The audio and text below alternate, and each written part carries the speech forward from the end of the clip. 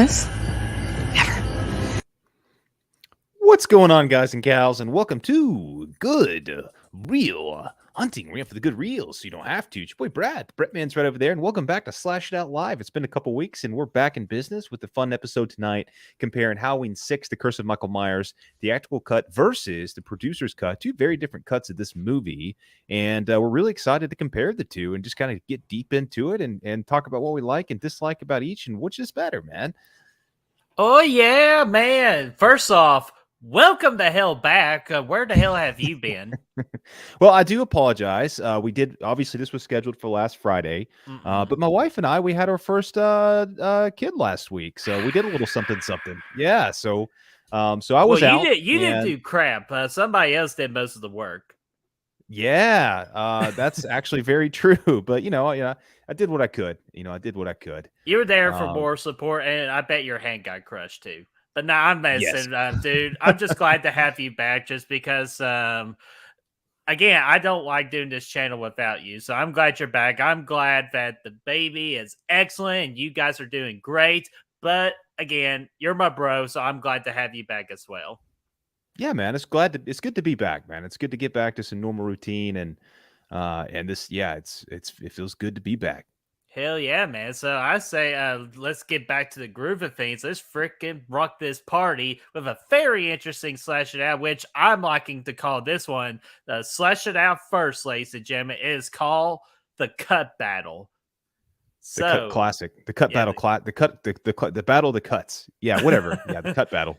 Yeah, so either way, it's a cut. It's deep. Yeah, so we're very excited. I know Brad's very excited. He's been wanting to do this particular Slash It Out since we've been doing the Slash It Out show. What better way to do it now during kind of like while we're doing our Halloween Scream review series? So we're gonna just rewind it a couple of weeks back and go with this one. So let's check out the chat real quick, and then we'll do our not a tale of the tape, but just a regular movie facts. Then we'll freaking just get this party started. So Adrian James, what is going on? Hello and welcome. Lamontre, one of our patrons, what's going on, Lamontre? Hello, good to see you. We got Gory Tiger, which Gory Tiger also says, I've never seen the Producer's Cut. Ooh, check it out when you can, man. Actually, this was a first-time watch for the Brett Man, actually. The Producer's Cut for this particular episode. And I got my thoughts on it. What's going on, Peter Anthony, director of Roseblood, the Friday the 13th fan film. Excuse me. This Dr. Pepper is doing some things to me. It's normally freaking talk about that doesn't, but it's just this stupid Dr. Pepper. But I love it. Cole, what's going on, man? Cole, dadgummit, you got to give us your Patreon request because we want to fulfill your needs of tier 3. We got what you need. Da, da, da, da, da, da, da. Kyle, what's going on? Also a Patreon for us of Return of the Living Flet. What's going on, Kyle? And Peter says, congratulations on the child. So, Brad, thanks so much. This actually is a very appropriate question for this particular Slash That we're doing. Where's the baby? No, I'm just kidding. Do not. So I just had to throw that out there real quick. And Brother Fluff, another Patreon for us. What's going on, man? Saying, Brad, some fatherly advice. Once you put your TV on Nickelodeon or Cartoon Network, it stays there for 15 years. Good to know. Need to keep that in mind. So honestly, the first thing we watched together was Halloween 6, The Curse of Michael Myers. So, are you kidding me? Why would I had to get that Producer's Cut watched. I had to get it watched. Why would you do that? Like, you could at least showed her like Halloween from '78. Yeah. She slept through it anyway. Oh, well, we'll try a couple of years and we'll see if we can get her in the swing of things. Miss Carter, what's going on, Miss Carter? Also saying congratulations on the new baby.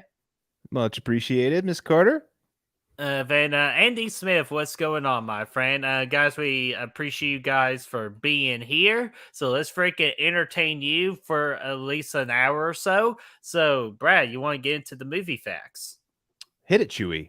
All right, here we go. And as you're seeing our Halloween Scream review series, you've seen this before, but you know what? Let's do this live. So let me get a clear voice. Golly. Anyways, Halloween, The Curse of Michael Myers, and these numbers are the theatrical cut because again, they're one and the same movie, just a freaking head side and a tail side of a quarter. But anyways, this movie came out on September 29th of 1995. IMDb gave it a 4.7 out of 10, and Letterboxd a 2.1 out of 5. For most of the votes, came in at 2 out of 5. The tomato meter is 9%. The audience score is 37. I know what you're thinking. They're not fresh. They're spoiled rotten. You're damn right they're spoiled rotten. However, we love the Halloween franchise, so we leave that up there just to cover up my dumbass mistake. But we're going to move on before any of y'all notice any further. The budget was $5 million with a box office of $15 million. This movie does not go globally yet, so that's why it still sits at 15. And the director is Joe DePelle, or the Chapelle, or any kind of LA. Chappelle's good.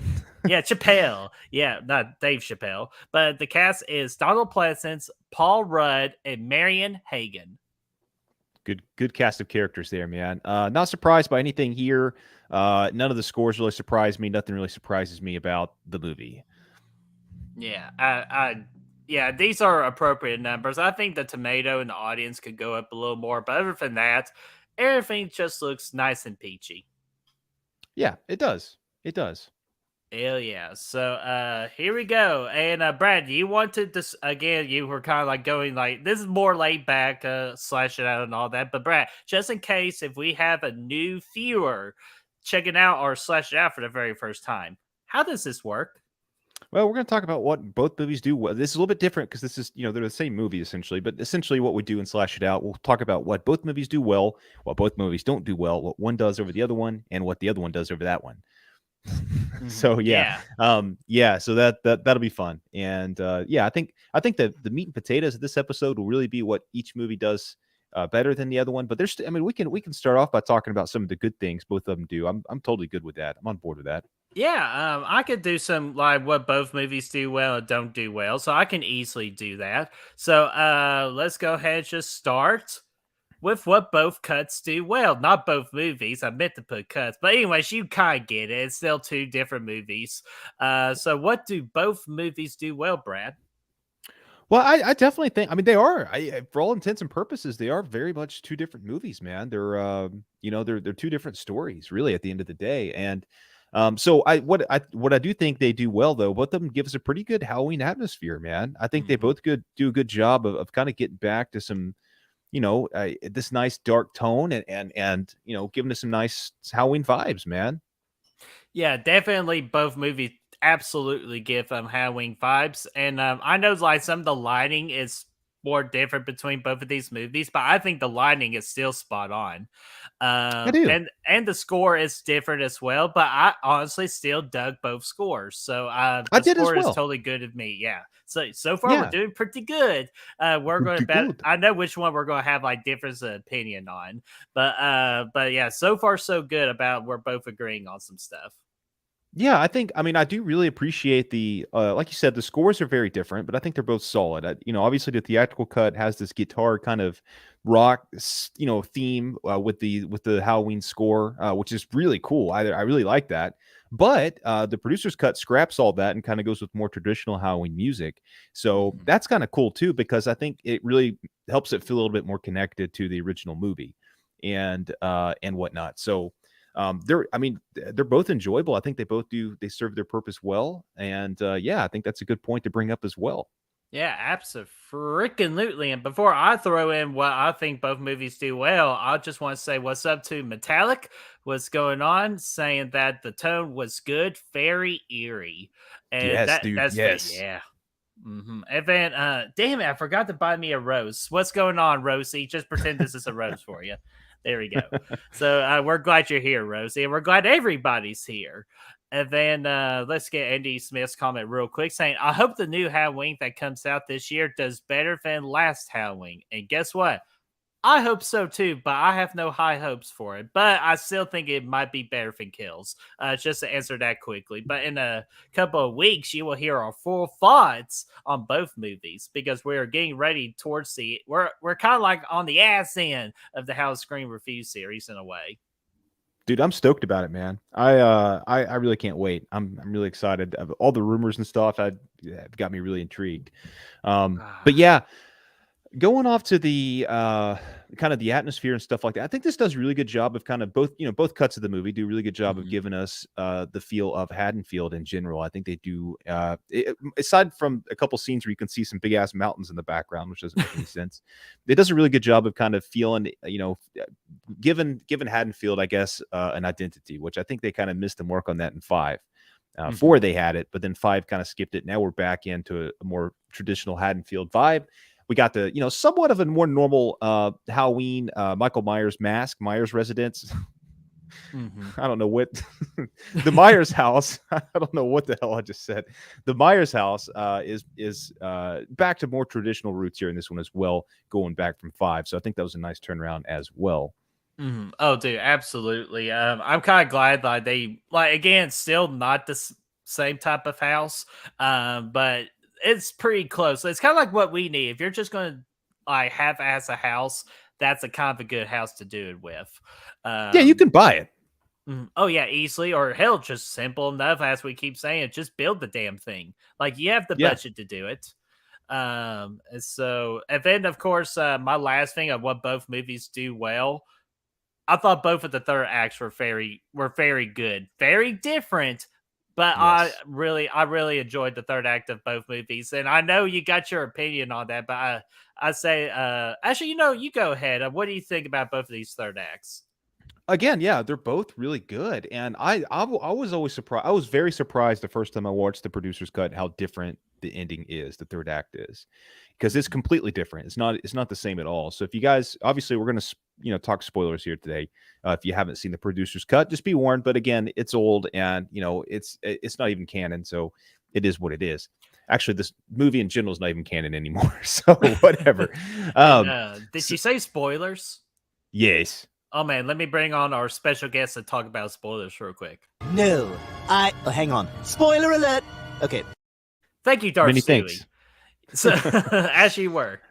So obviously, if you've seen the original cut of the movie, freaking Kara gets abducted. They take her to the, Smith's Grove, and they put her in a room or whatever. Dr. Loomis and Paul Rudd show up to save the day. And you have this whole freaking crazy thing with Michael chasing them around.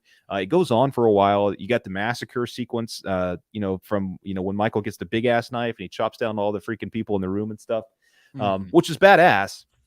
The producer's cut, it plays out kind of the same up until the point, obviously Carrie gets abducted, and then Loomis and, same thing, Loomis and Paul Rudd go to save the day. But instead of her being in a room, like a regular ass room, she's in this freaking cult ass room, and she's down there. She's getting all restrained down. She's got like Midsommar roses around her head and all this other stuff like that. And she's about to be like sacrificed or whatever, which I think is cool. I like it because it actually makes sense with what the movie's doing. It really much follows that same line, and you can kind of see where it's going. Michael's in there. He's having a good time. He's just hanging out as a part of the ritual. He's in the corner like, hey, yeah, let's hang out. And he's having fun.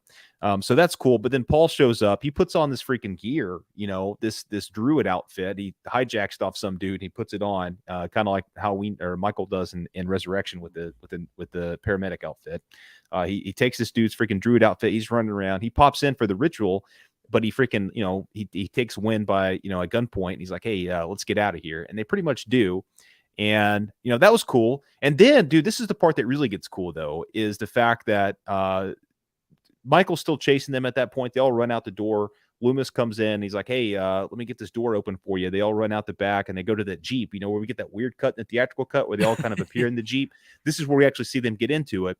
And Michael's still chasing their ass. Paul Rudd's like, nah, dude, let me put some rocks out. And he puts these little druid rocks out, and he does this little thing. He cuts his hand. I know if you guys haven't seen this, it's freaking bonkers. It sounds absolutely ridiculous, but when you actually watch it, it kind of like Brad alluded to, it does make sense for the story that they're telling. Yeah, it does. Paul, he cuts his hand. He does this whole thing like Supernatural style. He's got this little ring of fire here. Well, there's no fire, but he's got the ring of rocks, and he smashes it on. He says, Samhain. And Michael just stops in his tracks. And I thought that was kind of cool. He's just kind of paused there. But the coolest part is freaking Wynn comes up. And he said, Michael, what has happened here? What has gone on? What has they done to you, Michael? And then it kind of cuts to Loomis outside. He still does the same thing. He's got some business to attend to. He goes back inside. Michael's laying on the ground, but not really, because he takes the mask off and it's Wynn in the freaking Michael mask. And then yeah, I know. And then the thorn freaking symbol pops up on Loomis's hand. It pops up on his damn hand, man. Like it's just getting engraved into his freaking wrist. And now Loomis yeah, the sound. Yeah, that's the sound you hear at the end of the theatrical cuts, because his thorn symbol is getting freaking imprinted in his wrist. And so that was cool as a mofo. And then you see Michael kind of walking off. He's in a druid outfit that Wynn was in earlier. The classic switcheroo, like we saw in Resurrection. This is where they did it first, ladies and gentlemen. Yeah, kind of like what you did with our skit. And you decided to take my clothes, saying, why did you take... No, I'm just kidding. We're not going to talk about that. That's behind the scenes. But yeah, shirt, man. Dude. Yeah, hey, it was the freaking Dwight Schrute shirt for sure. So then we find, so now after all these years, Loomis is now kind of like the guardian angel of Michael, and he's got to almost kind of keep him safe at this point, which I think is cool. I really like where they were going with that. What did you tell the people about what you think about that, and then kind of give us a rundown of the theatrical ending too, kind of how it after the massacre, how it all kind of plays out afterwards. Yeah, sure. And before I get to that, I do want to give this a special shout out real quick of SPC Bird 3171993. Welcome to Good Real Hunting. So everybody, please make this channel feel welcome. I wanted to say, hey guys, new to the channel and enjoying your review series. Thank you so much for that. We are having such a blast with the review series right now. Yeah, we're pumped to have you here, and welcome to the party, pal. Hell yeah. What's going on, Aaron Click? How are you doing, buddy? And then, so let's do Rose's hit that like button, because what it does help push our video into the lovely YouTube algorithm, and it helps out the channel a lot. So it gets our exposure to the channel so we can have more good fun in the future. Yes, please. We love it. Yes. Yeah, because especially we're so close to that 1K, man, and we're going to plan something very special for a 1K special, like a 3-day special. So get us the 1K and we'll tell you. All right, but I am going to tell you right now about this theatrical ending. Because, like, again, Brad alluded to, the cult kidnapped Kara. They're going to do something to her, but we quite don't know what. But Loomis and Paul Rudd, they go to Smith's Grove to try to get her back. And then this is the whole Brad's lovely part of the hospital I actually call it the Smith's Grove massacre, where Michael grabs a kind of like a machete, like a hospital tool, and they just start slaying fools, kind of like a freaking Ghostface in Scary Movie, going slice and dice, going to put them in the ass. But in the whole Michael Myers way, this is kind of like actually how he does it. That was spot on. Because again, he can't talk, so. But anyway, so as all that's going on, Paul Rudd frees Kara, and then that's when Paul Rudd gets that whole like freak out moment, like, oh shit! And then so he breaks with the fire extinguisher. Oh, dude, it's so damn entertaining, because like, who doesn't love Paul Rudd? If you don't like Paul Rudd, we gotta have a talk after this show. But so he breaks her out, and then they decide to try to fight Michael back by injecting some kind of green ooze. I call it the Nickelodeon slime for me. But Brad, is there a technical term for what they inject him with? They inject him with Thorazine. Yeah, Thorazine, that's the one. So he gets ejected to some Thorazine, and then as Paul Rudd's beating the living hell out of him, green ooze just starts coming out of his eyes. And we're all like, okay. So that happens, as you said, Brad, with the whole elevator, like they get on the elevator pretty damn quickly, and they transition them already into the Jeep. And then Dr. Loomis turns around and goes, I got some unfinished business. I need to make sure the evil dies tonight. Just kidding. We'll get to evil dies tonight in a couple of weeks. But pretty much along the lines, like, you guys go. I got to take care of this once and for all. And then bullshit, we see nothing besides just Michael's mask, and then we just hear the Dr. Loomis scream that Brad alluded to, and the movie ends. Dude, what do you think, man? What do you think? As far as the format goes, we're all over the place. I know, I get it. It's cool. But what do you think about this? So this is the cut edition, so this is a little new to us. So, but what do I think about it, or should I wait till like which movie does what better? Yeah, let's just go ahead and keep rocking and rolling. Let's talk about it. Which one did you like more, man? And tell me why. Yeah, sure. Why not? You know, again, we're learning as we go. This is tough, what entertained me more was the theatrical cut because I absolutely love that slaughter massacre scene. However, I really like the cult stuff because it's unique. It fits, like you said, it fits with the story. It doesn't like go out of sync. It's like it's like to me, it flows better. And again, I'm more intrigued just because I do like this cult idea. Again, Halloween 5 did a horrible setup, like because again, this movie is doomed to fail because of what Halloween 5 did. But they did their best with it with the producer's cut to make it more sense, and I do appreciate that. It is has its own entertainment for its own thing, but for me, the theatrical cut because mainly because of that massacre.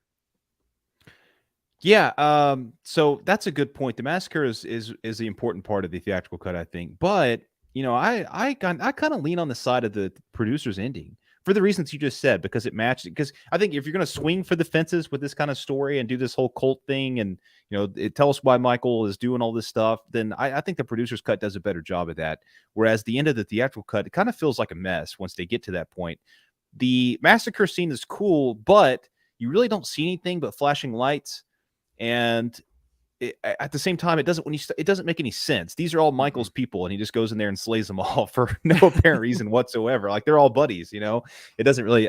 Wynn gets killed in the air, like, off screen. You know what I mean? Like, so yeah, and that's kind of like when he got beat to have the ultimate reveal that he is indeed the Man in Black, not the Men in Black with Tommy Lee Wallace and Will Smith, not that one, but the Man in Black. If you did this big reveal with him, and then all of a sudden he gets an off-screen death, like, that's bullshit. I agree, man, because he was built up to be kind of like the main villain. Essentially, he's like the emperor in this instance, and Michael is Darth Vader. Like, that's the boss, like that's the main boss, in a really loose, comparison there. That's what you have. And I don't know. I feel like they did Win dirty in the theatrical cut. It didn't really make sense why Michael went in and murked everybody. There was no explanation for that. He just felt like killing people, which I think is cool. It's fun. It made for a really good scene.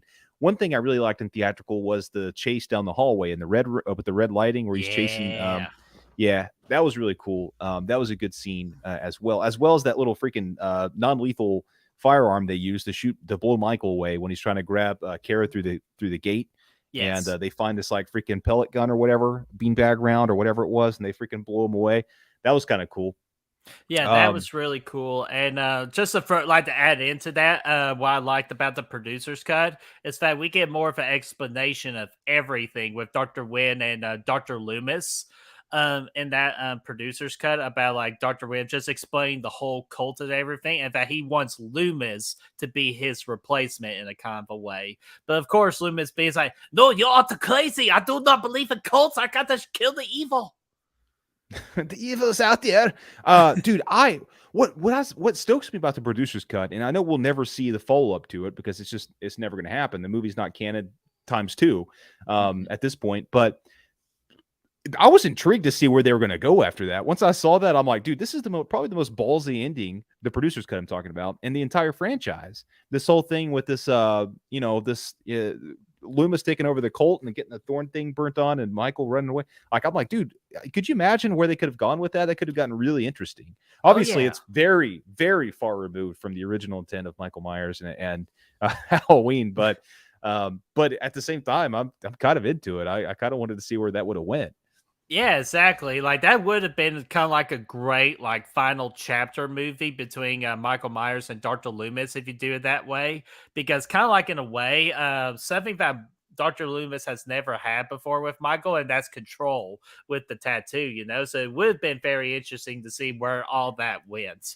But it's just unfortunately after they shot this movie, that's when unfortunately Donald Pleasance passed away to the goats, and we could have never gotten that vision. Yeah, I know, it's unfortunate. And obviously it's always sad to watch this movie, knowing that it's his last, man. Yes, it definitely sucks. Here, let me get some more comments real quick. SPC saying, thank you. I'll be starting my review series next week. Cannot wait. Dude, I'll absolutely be happy to check you out, the channel wise. So leave a link. So be sure so I can subscribe to you and check out that review series. Yeah, man. Awesome, man. I always love a good Halloween review series, man. Always gets me Dude, stoked. absolute. Yeah.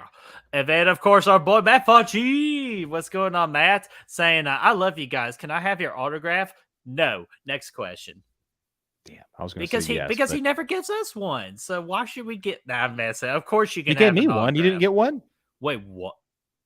Yeah, I got one in the mail last son Thursday. of a bitch. Yeah, it was really good. He said, God. "You sexy mofo," and then he signed it, Matt Fauci. Matt Fauci. Yeah, Well, 2 C's. I guess I know where I fall in Matt's friendship chain. But I'm messing with you, Matt. Tommy Nogger, the horror guy. First off, welcome to Good Real Hunting. Everybody, make sure to make Tommy feel welcome. Saying what bugged me in the producer's cut was Michael finally gets to kill Jamie and stabs her and just walks away. Huh? He didn't even kill her. Wynn did. Underwhelmingly theatrical for me all day. And yeah, we were actually, that's just to get right into the Jamie side of things with both cuts, and I could not agree more with that statement. Well, yeah, let's talk about it. That can just bring us to the next point, man. You're done with the endings, I think. Then, I think. Yeah, just this is actually a good question too. What was it ever explained what happened to Michael's parents? Absolutely not. And that's what always pisses me off about the Halloween franchise. Where was Michael's parents in all this? That's why I'm glad what Ram Sabi did with the first movie, but we'll get to that on the following Monday. Yeah, dude, check it out, man. It's going to be awesome. Yeah, so just to recap the ending thing, I think I'm going to have to go with the producer's cut just because storyline it's more interesting to me. It makes more sense. It's all more fluid. It's all more natural, I guess, more natural third act than what we got. Obviously, I'm not to rag on the third act in the theatrical cut. It's one of my favorite parts of the movie. Still, it's really good. I think it's this direction they took it in the producer's cut. It's really ballsy, man, and it's really kind of a cool thing to see. Because at this point, just lean into it. You know, this movie's already off the rails. Just keep going there. Yeah, and pretty much this whole cult stuff with the Curse of Michael Myers, it's not this movie's fault. It's freaking the Revenge of Michael Myers, the fifth one. And that's their fault. So I blame 5 for I wouldn't say the failure of 6, but kind of like the downfall of 6. You know what I mean? Yeah, 5 is definitely the reason why 6 is a mess because they had no idea where to go with it. But yeah, I think it's kind of like saying you're doing the first Alien movie and then you're like, oh, by the way, the xenomorph, it's a ghost. So good luck explaining it to aliens. See you later. Wait, what? Seriously, I mean that's essentially what it is, man. What sucks about the theatrical ending is that lead pipe beat down, man. It's just a silly way to kill Michael, man. It's just with the green ooze and all that. Like it's stupid. I agree with you. It's absolutely stupid. And then before we get to some Jamie talk, hello there, General Caleb. You are a bold one for being here. So what's going on, Caleb?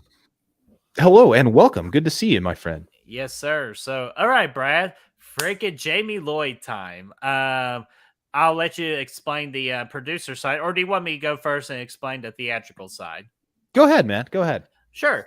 So for the theatrical cut, for with Jamie Lloyd after the whole train station situation where she hides the baby, and then of course we get the little like what Brad alluded to in our review, the freaking saw cut with the. So you know what I mean, the saw cut, right? Yep. Yes, sir. So we do that, and then she wrecks, and then she goes into the barn. And I absolutely love the setup of this. They kind of show everywhere around the bar, like even the dark, shadowy places. So it kind of puts it into your mind. Michael could be anywhere. So you have just like to be on the tip of your toes, and you got to be careful, or he gonna get your ass. So Jamie's just trying to hide and trying to stay quiet, and she almost succeeds until a damn twig. Once she snaps that damn twig, she you can see in her face going, oh, shit. And then that's when she turns around. That's where Michael grabs her and shoves her into this tractor machine with these spikes and all that. And she is not doing very good. She tries to do the whole Halloween 5 and reach out to her kind of like this. And Michael does the same thing, but he ain't messing around with this movie and shuts her down even further, just causing more pain. And he was just going to leave her, and that was it. And then that's when she goes, "You can't have him, Michael. You can't have him." And Michael just the whole turn of, "What did you say?" Even though he doesn't say anything, he just kind of like turns around saying kind of like the whole, "What did you say?" And that's where he flips on the tractor switch and the freaking like the spikes start rotating, just giving her an absolute brutal death. And that's what unfortunately leads to Jamie Lloyd's demise. They could have gone for old Ben Kenobi here to turn down the tractor switches like he did with those beams in New Hope, man. The tractor R2, turn down the tractor. This is a different kind of tractor beam situation here, but either way, yeah. So so all that stuff was good, far and away better. I'll go ahead and cut it to the chase. The theatrical cut, the way they do it with Jamie is way better. But what they do in the producer's cut, man, yeah, dude. So they do. I mean, the whole opening kind of plays out the same. It's a little bit more fleshed out. You kind of what I do like in the producer's cut is they do tie it directly to 5. It goes back. You see young Jamie running around the police station there when it's, after it gets shot up and it's in flames and shit at the end. And you see her actually get abducted and thrown into a van. So I thought that was kind of cool. And Michael, it shows them pulling Michael out and throwing them out there as well. So I thought that was kind of good. Because with the way 6 opens in the theatrical cut, it's so random. Like, because you never see Jamie get picked up by the Colt in 5. She just kind of is running down. And then she said, no. And then it ends. And then now we're here in 6. And, all of a sudden she's down in this dungeon of madness and, all kinds of crazy shit's going on. She's popping out babies. So I think this producer's cut does a much better job of connecting it to 5 and kind of giving you context as to why she's down there. So I really do appreciate that. It's a little bit more fleshed out. You see her trying to get out, and then the other nurse kind of comes in and does the, get the spike in the head kind of thing, the same way it plays out before. But yeah, so then she goes to the bus station, yada, yada, yada. She gets to the barn, kind of the same way. And this was really sad. I mean, they just do nothing. The barn, there's no atmosphere really in the barn like there was in the theatrical cut. There's none of that Michael creeping around, disappearing in the lightning and all that kind of stuff. That's really cool in theatrical. It's really just a really quick scene. She's in there hanging out by herself. She's kind of sad and stuff. And then Michael comes in, like somebody said earlier, I can't remember who it was, but Michael comes in and just stabs her ass one time with the knife, just chip, and then he walks off. And then she's still talking to his ass as he's walking away. And apparently she's important part of this whole, killing your family deal. But, she's like, hey, you can't have the baby, Michael. And then Michael just walks away from her, leaves her to die, I guess, in the straw. But he just stabbed her ass one time, and she's definitely still alive. And then he goes out and does the old falling for the paper towel in the bundle machine. What? Going out and falls for the paper towel and a bundle of paper, the paper towels and a bundle of blanket, whatever. The blanket paper towel, decoy that she set up that was supposed to be the baby. He falls for that, and then he still leaves her alive in there. And then throughout the whole movie, they do kind of allude to the fact that she had died. Like somebody tells Loomis, oh, they found Jamie's body in the barn out by the bay or whatever.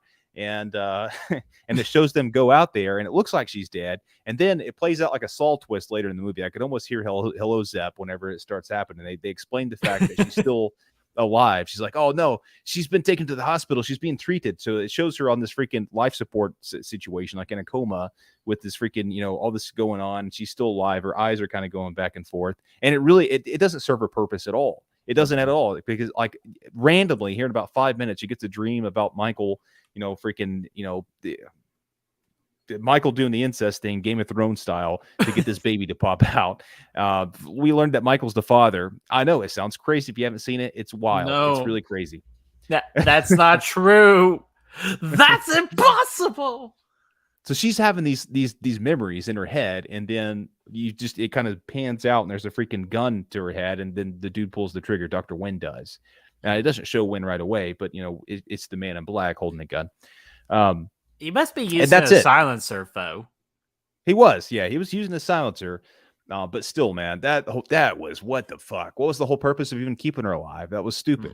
Yeah, but especially. I will say that explains why Dr. Loomis is hanging out at the hospital, because in the theatrical cut, he's just there for no reason. Whenever Paul gets there with the baby, Paul Rudd, and then Loomis is at the hospital, and in this timeline, there's no Jamie at the hospital, so it makes no sense. Well, he's probably coming out of his rectal exam. It's like, You got to check out my rectum just to make sure I don't have the rectangular cancer. So, rectangular cancer? I don't know, whatever you freaking call it. He's just being a good doctor and letting another doctor just do some things to him to make sure he's okay. That's probably why he was there. But no, I totally agree with you. I do like the producer's cut for the fact that Dr. Loomis, it does make sense of why he's at the hospital at this time to be there for Jamie. But what I don't like what the producer's cut did is pretty much Jamie gives up. Because she knows, like, I'm not going to run anymore. I'm just going to, like, let him willingly stab me. That's not the Jamie Lloyd we grew up with, or in fact, we got to know from Halloween 4 and 5, because that Jamie is a fighter, and she never gets up until her very last breath. That's why I like the theatrical cut, because she was trying to escape, because that's what actually Jamie Lloyd would do. She wouldn't just sit there in the middle of a bright, random ass light from the farm barn, just to create this whole if it might as well put a freaking like neon sign arrow just pointing. Jamie is here, and all that. And it doesn't make sense to me. That's why I will always go theatrical cut all day, every day. Yeah, dude. I mean, plus the kill was so much more brutal, dude. Michael freaking Slater on the tractor beam thing, and that was tractor beam. That was really. And if Jamie's going to go out, which I'm all for it, I don't think it's a bad idea at this point. I mean, I would have liked to see more of her in the movie, but yeah, give her a badass kill. This beats the hell out of the Rachel kill in 5 for sure. I mean, it was a good kill. Even if it's not Daniel Harris, which I understand, this movie could have been a lot better if Daniel Harris would have died with the role of Jamie Lloyd. It's just unfortunately Hollywood happened, and fuck Hollywood for that. Technically, it was Arizona, but either way. You know, Arizona, like, don't worry, my Chiefs took care of them. So we made up for it. That's right, dude. Arizona is gone. But yeah, that's an easy decision, man. I'm going to go with Jamie Lloyd all day. Oh, dude, all freaking day. And then I'm trying to think of other big differences. I think, like, the other one that just plays in my mind is freaking John Strode. His death was different. His head explodes in the theatrical cut. I mean, it plays out kind of the same. Everything else is the same, but it's a little bit more graphic, more explosion style in the theatrical cut, which, again, you know, obviously anytime a head explodes, it's going to be a better kill than if it doesn't. So yeah, freaking copying a little trick play from Scanners, you know? Exactly. Yeah, it was cool. And Cole says, we get to see all of this in Rob Zombie's version, so we good. Absolutely. I'm all broken up over here, bitch. I can't work. I will say so. I think another big difference for me is Dr. Loomis. He is done much better in the producer's cut, I think. First off, Loomis gets the opening narration and the producer's cut, which makes more sense. We get Paul Rudd doing a narration in the theatrical cut, and at this point, we don't know who it is. It's just a random. Seemingly at this point, it's a random dude giving us an open narration, and we have no idea who it is. Right. So it's kind of silly. I really like seeing more Loomis, and I think he gets a lot more screen time in the producer's cut. He gets more of a story. He gets more arcs. All that stuff is great. We learned that.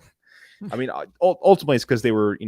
I'm sure he didn't feel like doing prosthetics, but he says he has the plastic surgery, so he doesn't have the scars anymore from Halloween 2 and all that. So we get that kind of line. But one of my favorite parts about the producer's cut is the fact that, again, he's more fleshed out. There's a line he says in the producer's cut. I don't think it's in theatrical, where he says that, what did he say? I think I wrote it down, actually. He says that he buried his ghost a long time ago or whatever, kind of talking about Michael. When he's talking about retiring and stuff like that, he doesn't want to practice medicine. So yeah, he's all like, yeah, man, I buried my ghost a long time ago. And I like that. I've seen this kind of older, more mature version of Loomis, kind of putting everything behind him and just kind of coasting out the rest of his life. That's a cool way to start. Very much retired. Not dead. Very much retired. That's the beauty of the countryside. Yeah, while breaking the fourth wall. Which, what the hell is up with that? Like, it's like this movie doesn't need to break the fourth wall. But I totally agree with you, Brett. Anytime we could get like character development with Dr. Loomis or anything more of Dr. Loomis and Donald Pleasence, I am absolutely all in for, especially what I liked in the producer's cut with the whole development of Dr. Loomis. It's explaining him coming out of retirement, with him having that whole big meeting with Dr. Wynn at Smith's Grove about how Dr. Wynn wants Loomis to take over his job. And then and telling the nurse too and all that, saying hey, give Dr. Loomis whatever he needs so he can be sure to freaking succeed. And then that's when the nurse said, well, I would, but freaking Jamie Lloyd in the news and all that. And that's where we get to that little transition. But easily agree with you. The more Loomis and Donald Pleasance we get story-wise, the better the movie. Absolutely, man. I think, it's a strong, you have Loomis here, lean on it, man. And I think they do a better job of that. He's really more centrally focused in this producer's cut. And there's another scene that's good when they go to the barn to see the Jamie crime scene.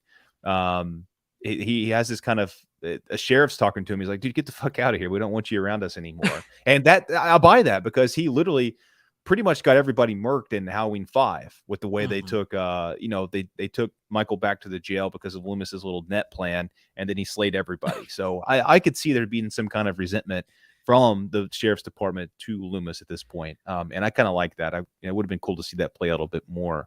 But yeah, I think he was awesome in this movie, man, in the producer's cut. Oh, dude, absolutely. Totally agree with you. Plus, freaking, Dr. Loomis was supposed to die in Halloween 5, because as he's beating the living hell and giving Michael Myers wood, he was freaking having a heart attack, man. But again, I'm glad we got Donald Pleasance in this one right before his passing to have a little bit of a better role. Not a better, actually, I would say I don't know. Yeah, you'll have to stay tuned with the ranking for the Halloween franchise because I still don't know which one I prefer more of Halloween 5 or 6. Interessante. Yeah, man. I tell you one thing. I definitely like Loomis more in 6 than I liked him in 5.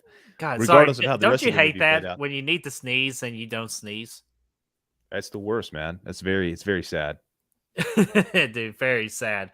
Let me get some more comments here. If there's anything ever difference we need to talk about, we'll freaking talk about it. And I see some random questions too, guys. I got them highlighted because I say we'll address them more towards the end because I think we're getting pretty close to figuring to the end of this particular slash it out. But I just want to get some other comments here.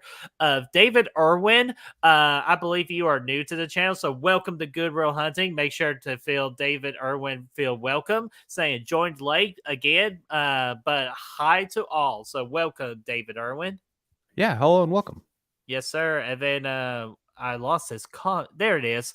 What's going on? Let's talk movies. Good dudes over there. If you've not checked them out, I highly suggest it. Saying what's up, peeps. I'll take either cut of the film as long as I get Loomis bourbon and whiskey collection from the beginning of the movie. Absolutely. That always gets me when him and Wayne are just freaking drinking it up, man. I'm like, man, these guys have quite the stash, man.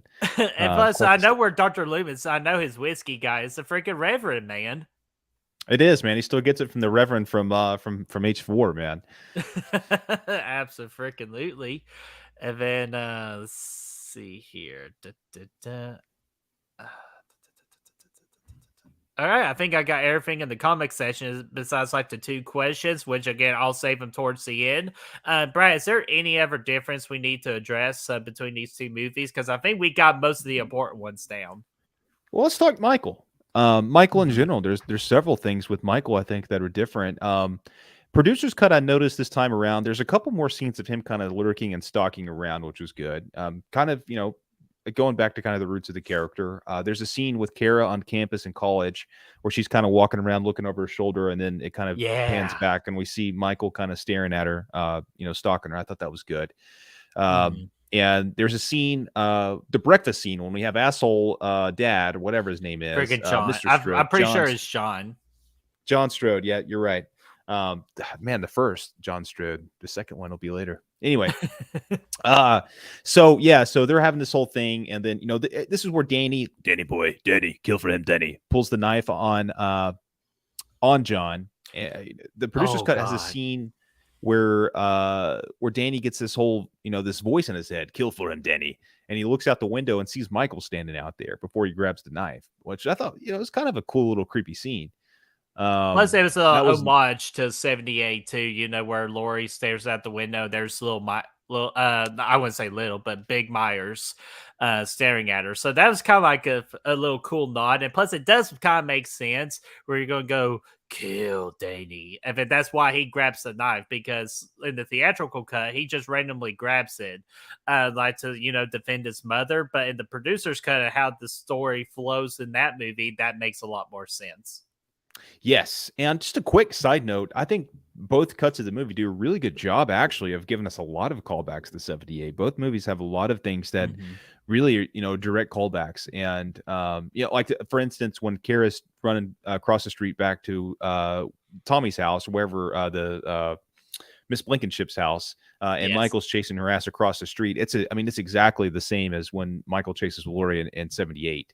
Running from one house to the other, and knocking on the door, and the keys, the keys, looking back, and then Michael's like, approaching. Which I think this movie had some different angles of that, more Michael POVs, kind of walking up towards the door, which was kind of cool. The producer's cut did, so that was kind of cool. But I will say the producer's cut had a lot of really silly looking scenes with Michael in it. Obviously, the incest thing was weird. And then too, at the end, whenever Kara's tied down on the, sacrificial table or whatever you want to call it, Michael's just kind of hanging out with the group, it's showing everybody in their druid outfits. And then Michael's over there like, hey, when's this party getting started? I'm ready to put all this behind me and get on with my life. Come on. So that was kind of silly. I think in general, the theatrical cut makes him a little bit more brutal. Oh, dude, that you just dadgummy. You took the words right out of my mouth. And what's going on, Chase, from most movie reviews? Hopefully you're doing good, my friend. And then, yeah, dude, you dadgum you, Brad. You always do this to me. Yeah, that's pretty much the difference. I like the theatrical cut more of the Michael Myers just because of how damn brutal he is. And this is like the first time we really got to see Michael be like brutal full force. Yeah, for sure, dude. There's so many more. The kills in general, we'll kind of relay the, combine the kills with Michael here. I think, they're much more brutal in the theatrical cut. Starting with Jamie. More detailed. Yeah, they're definitely starting with Jamie with the tractor tool thing, getting her freaking. That was the blood squirting right out. So there was that, and then obviously that you talked on the John Strode kill where his head explodes, and then the whole end. I mean, there's all kinds of kills. The massacre itself was there, and then it had that crazy lady in the room with her stomach freaking bleeding out and all that stuff. Oh, yeah, man, it had a lot more kills, more brutal kills. That guy gets smashed through the fence, the gate, and the red room later. Yeah, for sure. Oh yeah, dude, absolutely. And the Mrs. Strode one was the same, correct? I'm pretty sure from my memory they were about the same. Because I remember in the producer's cut, we do get more of more Loomis talking to Mrs. Strode a little bit more about the history of the house, which I feel like that is great because it creates stakes and the danger of being in that house. So I do give a credit for that, but I'm pretty sure from my memory the kill is still the same. Yeah, that's pretty much the same. One kill stood out to me a little bit more in the producer's cut, and that's Barry Sims. Yes. It showed him getting his vans mixed up. And in the theatrical cut, it doesn't really make sense why Michael's killing him. He just happens to get in his van, and Michael kills his ass. It's completely random. It really kind of... One of the issues I had with the theatrical cut when we did the review is the fact that Michael is just kind of bouncing around everywhere. It doesn't really make sense what he's doing. Freaking teleportation. Jason Takes Manhattan. I just like it, man. He was going all over the place. Yeah, they didn't really make sense. But this one, it looked like Michael was just hanging out in his own van, the Smiths Grove van, and Barry gets into that one by mistake. The vans get mixed up. So that was kind of cool. And it was a brutal kill. I think the kill's probably about the same in both movies, if I'm not mistaken, but the sound effects either way were really good. Yeah, but yeah, the sound effects were really good, and plus our boy Barry, he probably got his fans mixed up, all mainly because of the freaking beer, the alcohol he was drinking. He was going to Bert's kick-ass party, man. Where's the damn fan? or freaking like Michael Myers' fan, it's like, get out of my van that I'm using to live in a van down by the river. Yeah, man, that was good. Dude, that's all good stuff. And I did saw a comment. Oh, wait, what were you saying? It does show Michael. Part of the flashback from 5 is seeing Michael getting put into that van. He looks silly there too. He's got like they're holding his arms up. So bad. And Michael just allows it to happen. And he's got the Halloween 6 mask on, even though this is oh crap.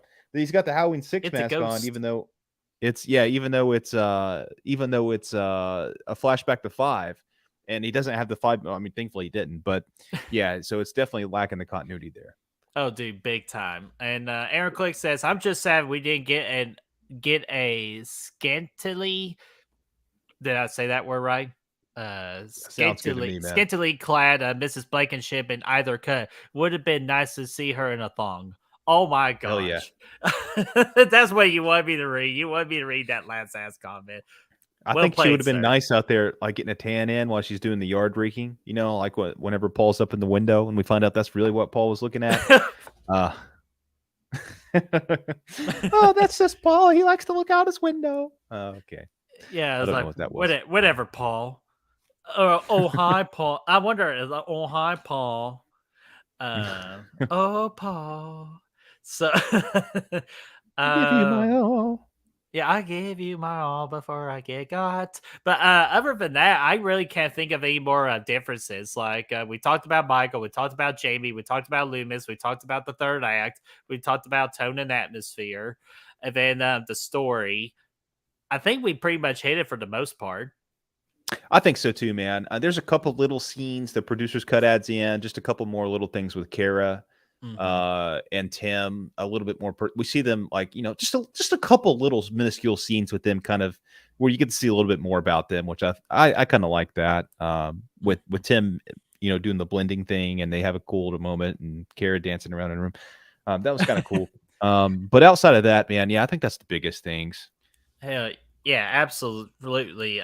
So you want to go ahead and just do our overall thoughts on both cuts, and then I wouldn't say a rating, just because I would say kind of the rating's the same, unless if you are going to give like a particular cut a higher rating. I don't think I would, man. I don't think I would. All right. Give one. So let's just do quick overall thoughts and which cut do you prefer more? I think I know your answer, but just in case for our viewing audience, what are your overall thoughts and which cut do you prefer? It's actually kind of tough. I really like some of the things the producer's cut did. I actually like the ending more. Like I said earlier, I like the ending more. It makes more sense with the story they're telling. But at the end of the day, the only reason I ever watched this movie is for Michael, because, the story, either way you spin it, is really not my flavor of Michael Myers. But at least in the theatrical cut, Michael is really a badass mofo, and like probably the most brutal he's ever been up until the point, Rob Zombie comes in with Tyler Mane. And we see some brutal ass kills, and we see him just slaying it. And every time I watch it, I really just put the story kind of in the back of my mind anyway, and I don't even pay much attention to it. I watch it to see Michael tear shit up. So I always go towards the theatrical cut when I watch this movie. But I will say I do like the story better in the producer's cut, because again, if you are going to go this direction, at least the producer's cut leans into it and it makes more sense. So I'll give it that. But if I'm watching it 9 times out of 10, I'm probably going to watch the theatrical just to watch Michael tear some shit up. Oh, dude, I don't blame you for that, because like I was kind of saying, again, this is my first time watching the producer's cut, and I do appreciate them really focusing on the story, because a good story would really help any movie like make a difference between like shit and bad. And I'd rather this movie to be bad than shit. And the story of it for the producer's cut like kind of saves it from that. But I also want to be entertained. And that's why I will always go back to the theatrical cut, because with the better devs, the more up-tempo music, and just the third act with the whole like Smith's Road like massacre, which dude, it's one of the great like massacres like of all of horror. I think it's absolutely badass. But I do appreciate the producer's cut, and I'm glad I got an opportunity to watch the producer's cut. So at the end of the day, I'm going with theatrical. Every now and then, I'll just toss in the producer's cut, but kind of like you said, Brett, it is in the back of my mind, and I just kind of like pretend like those scenes are in this movie, which I want to throw out there real quick because there is a YouTube. I do need to check it out because a friend of mine did send me a kind of like a ultimate Halloween 6 cut where they combine both movies into one, and I want to see how that plays out. Drum Dums. Yeah, Yeah? freaking A, yeah. So I need to check that out because I know from what I hear from some of our friends is that he nailed it. Oh yeah, I would say so, man, because I think there is a perfect cut of this movie that makes it that might actually make the score go up a little bit. Where you kind of combine things from both, and I think you could do some really cool things with it, man. It is a shame this movie is it's so kind of split in two different worlds. It doesn't know what it wants to be either way you spin it. But at least to me, the producer's cut is a little bit more. It makes more sense, if you're looking for the story, it's there. Oh yeah, it's definitely there. And so here, sorry, I'm checking the chat real quick.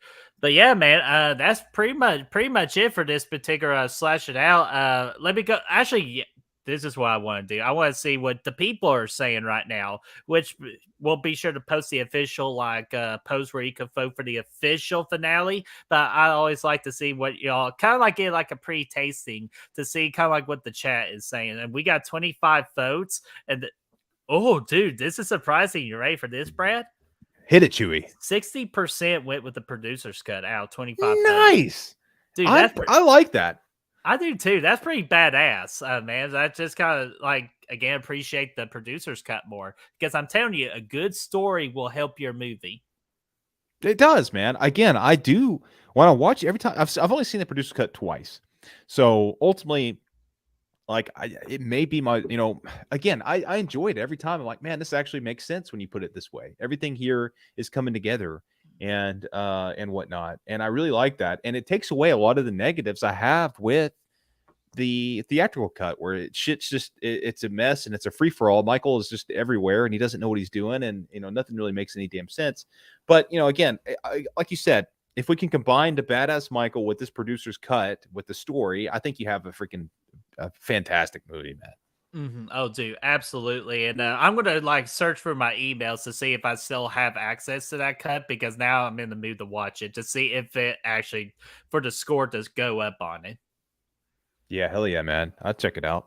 Hell yeah. So you want to get some quick throw in questions real quick before we close out? Sweet. Yeah. All right. And the first one I want to address because we're getting some new viewers to the channel tonight, which that is so awesome. We are honored to have new people join our community. We are a welcoming community. Horror Craze Entity saying he didn't say what's going on. Sorry, I was about to put words in people's mouth. I hate when they do that to me, so I will not do that to him. So saying movie is trash, and I do have his reason why. Of good scenery and Halloween feeling, but the plot is stupid. Theatrical wise, absolutely agree with you. Producer's cut, I disagree. Honestly, I'll agree either way. I mean, when you really hit the fan, the plot's silly in either movie, but the plot at least makes sense in the producer's cut. But yeah, the plot is atrocious in the theatrical cut, though. Birdie, it just goes everywhere, man. It really does, and fuck Halloween 5 for that. Yeah. Of course I would say fuck Halloween 5 for that, and guess who's in the chat? Ooh, yeah, like Halloween 5? Yeah, she does. Yeah, Desi, remind me, you do enjoy Halloween 5, right? Because I'm trying to remember that. I mean, we all enjoy it. I would say a little bit, but it's not like in our top 3 or anything, is it? Or like top 5 or anything? No, I don't think so. Desi, just a reminder. Oh, there we go. I do. So she's a fan of Halloween 5. You know what? That's awesome. So of course I would freaking say that. It's because of nostalgia. Yeah, I always watch it. I have a good time with it just because it is a Halloween movie, and there's something about that original run, like 1 through 6, that I always love. Those first 6 movies that came out.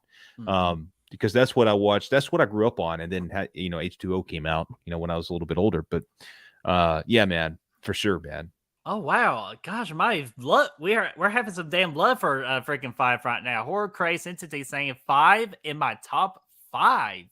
Hell yeah! Ooh, okay, feeling naughty. Destiny saying Halloween 4 and 5 were probably my most watched as kids besides the original and H2O. Well, there you go. That I could easily see where that plays a factor into you liking Halloween 5. For sure, man. I used to wear it out, man. Again, kind of going back to those original 6, man. I wore them all out.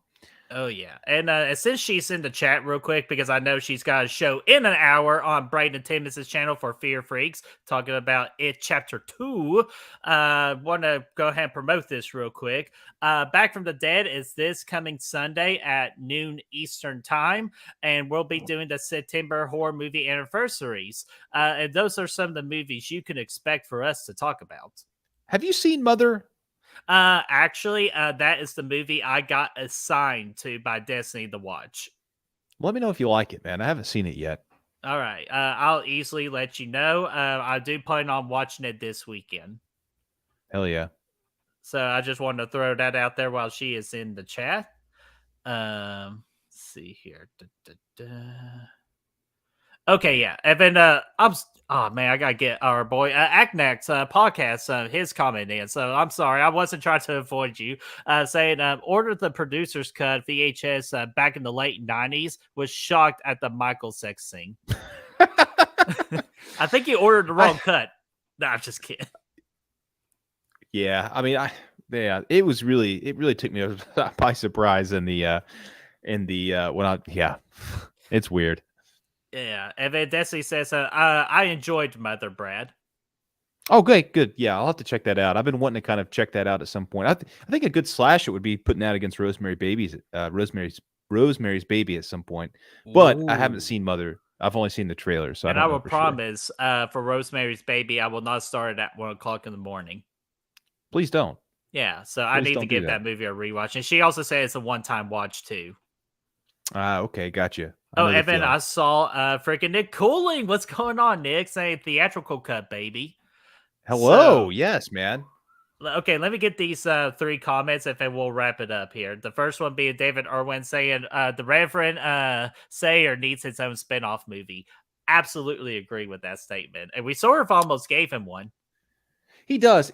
This is going to put me off on a side card thing again, and I'm sorry. Sometimes I do this. My mind goes to a bunch of different directions. But let me tell you something. One thing I liked about the producer's cut is it kind of almost felt like Halloween 3 to an extent. Like it almost felt kind of like a Halloween anthology movie kind of deal. It kind of felt it had its own vibe and flavor about it. That really did kind of remind me of that. So that was kind of cool. Oh, hell yeah. So just wanted to throw that comment out there to our boy David. And then Destiny also says, maybe not a watch right now, maybe a wait a little bit. Okay, cool. You got it. Of course, I'm watching it this weekend for the assignment and all that. So I'll let you know how it is, Brad, too. Yeah, please do. Yeah, absolutely. And then all right, sorry, I'm just looking through there. All right, here we go. Back to some of these questions. Andy Smith saying, Chucky Season 2 coming early October. I can't wait for it. Have you checked out the new trailer that they released today? No, but I need to watch the first season, so I'm going to be doing that pretty soon, actually. I got some time on my hands. Wait, do you have the Peacock? I do have the Peacock, and I'm going to watch it on there. Because guess what? Season 1 is on there. I know, dude. I'm going to check it out. Do you need to? You need to let me know how that is because I really enjoyed the first season, and after seeing the trailer today, I'm even more excited for season 2 because they just, even though they I feel like they gave just a little bit too much, but I feel like at a point they kind of have to at this point, so they can get more eyes on that first week when they release the season premiere episode. Okay, yeah, absolutely. Yeah, so I would say pretty much at this point with you, Brad, I would not watch the trailer for it. Just kind of like watch them all in one little sync. I think that's what I'll do. Yeah, good call. And then Rosie's question from earlier said, who played the best Tommy? And I'm assuming that's between Paul Rudd and Anthony Michael Hall. Paul Rudd. Yeah, I would say Paul Rudd too. And I'll and I will go into more detail in that when we do the lovely Halloween Kills review that we're going to do. I'm excited. We actually reviewed that before when it came out. I'm excited to do the re-review for it. I'm pretty stoked about it. I'm pretty sure. Actually, I haven't seen I'm pretty sure for the channel history, that will be our very first ever re-review. I think you're right. This one obviously be much more in detail. But yeah, man, I'm stoked. I actually haven't seen it since last October. I know we watched it a couple times then, but I haven't seen it since then. So I'm excited to give it another go. Hell yeah. And dude, I'm excited for it too. And then of course, Daniel Babaner, what's going on, man? Glad you caught us just in time. Saying which cut? Neither. Well, that's your opinion. Now, I'm just kidding with you. Like, this movie is not the greatest in the world. So, like, I kind of agree with you on that instinct. Even though I kind of again, wish we, with the whole combined one, I'm really looking forward to doing that. I might try to catch it this weekend too with that whole combined cut if I still have that email. I have to say this. She's still talking about Mother. It's definitely not a movie for everyone. It gets absolutely insane, but it's very memorable. That's exactly how I would describe the movie Men that came out. Oh my God. I don't want to talk about that movie. I'm glad you finally watched it because me and Chris were been waiting for months for your reaction to the third act. That shit got crazy at the end, dude. Wow. Oh my gosh. And then of course Mia's in the house. What's going on, Mia? Saying Paul Rudd is supreme in anything. And that's hard to disagree. Slap at the base. Slap at the base. You want a taco, Mr. Hulk? She said, well, damn, Brad, my bad. No bad. It's not a bad thing. It's just. And she also got to see Man too. Yeah. Destiny. Yeah, yes, check it out. You'll know exactly. Yeah. Pick a particular day where you're in the mood for it because it is one of those mood movies. I have a feeling you'll have that exact same sentence of recap for Men as you did for Mother. So check it out and let us know. Oh man. So let's see here. This would be a nice little transition right here before we officially wrap up here. Miss Carter saying, finally we get Rob Zombie's Halloween reviews. I am pumped. And you know what? We're pumped too. And our job is we're going to pump you up. You up. So, Brad, that's a nice little transition here. So let's go ahead and talk about what's coming up on Good Real Hunting with this. Monday, we're continuing the Howl Scream review series with like you said, Miss Carter, the Rob Zombie Halloween movie. It's going to be awesome. The first one, we're really excited about that, to talk about it, and it's going to be great, man. Obviously, the week after that will be the Rob Zombie Halloween 2, and that'll be even more fun, I think. Really stoked. Yeah. So check out, everybody's... Oh, sorry, go ahead. Just be sure to check out everybody's reviews as they come out. If it's Monday, a couple days later, everybody kind of has been putting them out different days throughout the week. So just keep an eye out. These guys at the bottom, all their links will be in our description. So check those reviews out as well. Chris and I will be dropping that Letterboxd review Monday as well. Yeah, absolutely. And quickly with the schedule here, right now, the Rob Zombie Halloween review, it is on track. Rob Zombie's Halloween 2 is a possible maybe it's going to be on time. I don't know yet. The October the 3rd with Halloween 2018, that one will be a delay because the week before that one I will be on vacay. But we are going to do everything we can to try to get this back on schedule with the last two. Yeah, for sure, man. Halloween Ends will definitely be on time. Kills, oh I yeah, think, definitely Halloween Ends. Halloween, no worries there.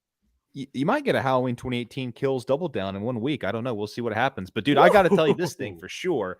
And I don't want to toot our own horn here, but these next set of skits for the rest of the series, the reviews, my favorite ones we've done by far. Yeah, I think they're all really good. I would even say the last four, like out of the entertainment scale, out of the water. And damn it, dude! Like just as we're wrapping up, we got 18 damn people in the chat. That's so freaking awesome, man! And we're all glad you're here. And then since we got 18 people, might as well freaking promote this bad boy for Good Real Hunting. Absolutely, man! Next month, man. It's right next month. At the end of October, at some point, we're going to be doing this, the Fright Fight 2022. It's a new annual tradition where we're going to be taking 64 teams. We're going to put them all together. This year, it just so happens, all these fantastic franchises you see at the bottom of the screen here, you take all their individual movies and add them all up. It comes up to 64 exactly, and we're going to put them all together. We're going to duke them out in the biggest freaking horror tournament you've ever seen, man. And it's going to be a really sexy, good time, and we're really excited about it. Oh yeah, I am so looking forward to this and to all the other particular Goodwill Hunting.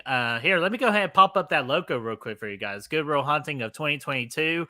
We do have some things planned for it. Like as of right now, we do got 2 watch parties. We are discussing a particular slash it out we're going to do for it, and of course this tournament, and of course the finale of the Halloween Screen review series too. So we got some excellent things coming up for you on Goodwill Hunting 2022 for the month of October.